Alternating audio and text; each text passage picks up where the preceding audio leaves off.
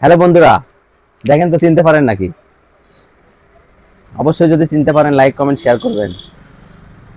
Main উদ্দেশ্য আমাদের একটাই, সেটা হচ্ছে ভালো ভালো র্যাকেট তৈরি করব, মানুষদেরকে খেলতে দিব। এখন এই র্যাকেটটা সাধারণত আমার মামা নিতে আসছে। মামার এলাকার নাম কি? পীরগাছা।